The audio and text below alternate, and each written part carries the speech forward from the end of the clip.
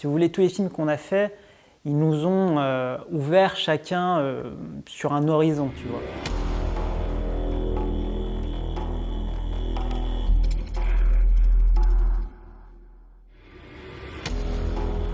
Ils ont une expérience extrêmement riche et justement double dans ce travail et cet exercice d'adaptation et de conjugaison entre qu'est-ce qu'une culture et qu'est-ce qu'une religion. Les musulmans en Chine, par exemple, c'est depuis le XIe siècle. Les musulmans en Bosnie, c'est depuis le XVe siècle. Au Cambodge, depuis le XVe siècle, etc. Donc l'idée, en fait, c'était d'aller voir et de puiser dans leur expérience pour justement voir comment nous, on peut en tirer des conclusions. Et dans cette profondeur-là, justement, il y a cette connexion avec une certaine tradition. Ceux-ci vous disent, en fait, nous disent, nous sommes musulmans. Mais qu'est-ce que ça veut dire? Qu'on peut applaudir d'ailleurs. Merci. Ce que je dirais, ce qui nous a le plus marqué, en tout cas en tant que réalisateur et en tant que musulman aussi, réalisateur musulman, c'est qu'on a vraiment senti l'ADN de ce qu'est l'islam, tu vois. Parce qu'en fait, ces communautés-là, étant donné qu'elles vivent dans des régions majoritairement non musulmanes, elles ont une créativité très forte pour vivre avec l'autre. Et en même temps, elles sont farouchement attachées à leurs racines parce qu'elles pourraient les perdre très facilement.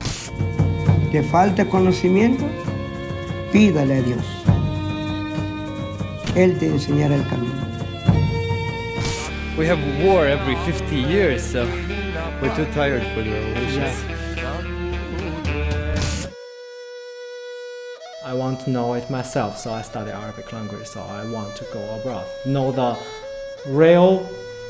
real thing, not just by other people's mouths. Et en fait, on a découvert des points communs qu'on avait très forts avec des musulmans en Chine, des musulmans au Mexique, des musulmans en Bosnie. Et le sentiment de Oumma et d'être lié au destin de ces gens-là, il est extrêmement fort quand on fait ce genre d'initiative. Et ça, c'est peut-être la chose qui nous a le plus marqué. On a rencontré... alors je vais faire un hommage à un monsieur qui nous a accueillis en Éthiopie, là, qui s'appelle Mujib Ar-Rahman. C'est un homme qu'on a rencontré dans notre premier voyage, à l'issue duquel on a eu des petits soucis. On a dû retourner faire un autre tournage.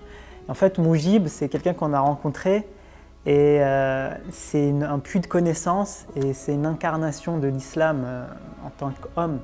C'est un homme qui incarne tellement cette religion par sa bienveillance, sa présence, sa religiosité, etc.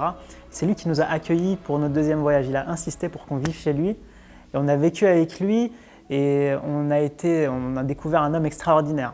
Par exemple, c'est un homme qui, tous les matins, entre 6h30 et 7h30, il accueille tous les enfants pauvres du village pour un enseignement du Coran pendant 1 heure. Lui, il est directeur d'un département de mathématiques à la fac de Harar. Et tous les matins, il accueille gratuitement une bonne centaine d'élèves. Et c'est tous les matins pour l'enseignement du Coran, gratuit et à leur disposition. Pour nous, l'essentiel, c'est quand on se présente sur place, c'est de pouvoir vivre chez les gens. C'est de pouvoir être chez eux. Donc ça, pour nous, c'est sine qua non. On ne peut pas, en tant que documentariste, surtout quand on travaille sur de l'ethnologie ou de l'anthropologie, on ne peut pas aller à l'hôtel et juste se présenter pour les tournages. On est obligé de vivre avec eux pour capter les moments, si vous voulez, les moments d'insouciance, les moments où ils oublient qu'on est là pour un film, où ils oublient la caméra et où on va vraiment essayer de rapporter des images authentiques. Parce que à partir du moment où vous êtes à l'hôtel et que vous vous rendez sur place pour le tournage, tout est artificiel, tout est artifice, les gens ne sont pas naturels, etc. Et c'est important de vivre avec eux pour pouvoir justement avoir cette authenticité.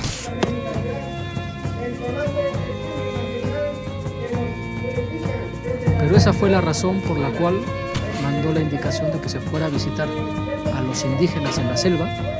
The face like us, they have a job like us, but the inside is different. They always keep the things with themselves.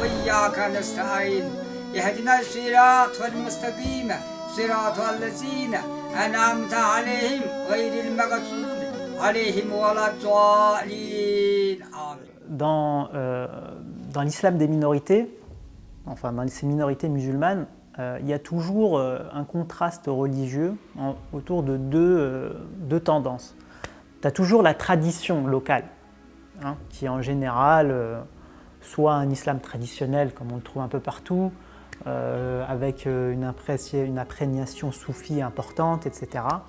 Et vous avez aussi ce qu'on a découvert, et que tous les sociologues découvrent aujourd'hui, c'est qu'il y a aussi l'islam mondialisé qui atteint ces communautés.